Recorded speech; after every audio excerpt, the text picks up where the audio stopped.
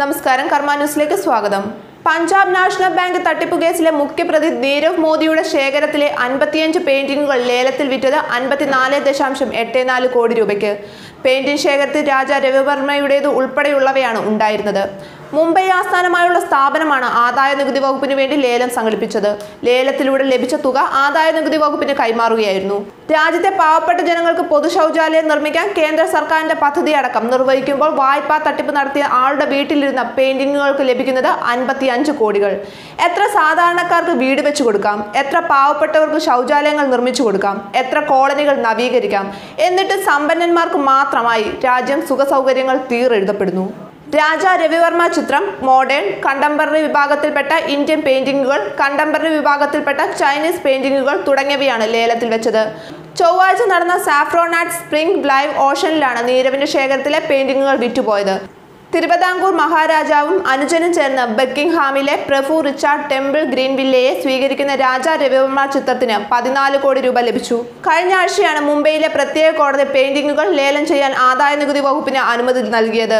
അതേസമയം ബ്രിട്ടനിൽ തടവിൽ കഴിയുന്ന വിവാദ രത്ന വ്യവസായി നീരവ് മോദിയുടെ കൈവശം 3 പാസ്പോർട്ടുകൾ ഉണ്ടെന്ന് കണ്ടെത്തി. വെസ്റ്റ് മിൻസ്റ്റർ മജിസ്ട്രേറ്റ് കോടതിയിൽ ഹാജരാക്കുമ്പോഴാണ് ഇക്കാര്യം വ്യക്തമാക്കിയത്.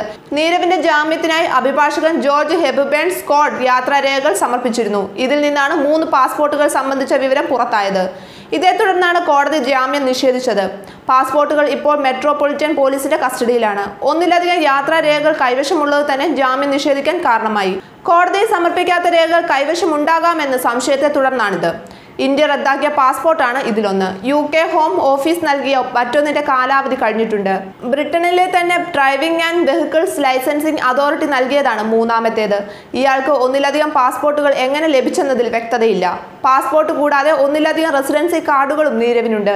UAE, സിംഗപ്പൂർ, ഹോങ്കോങ് എന്നീ രാജ്യങ്ങളിൽ ഉൾപ്പെടെ തങ്ങുന്നതിനുള്ളതാണ് ഇവ.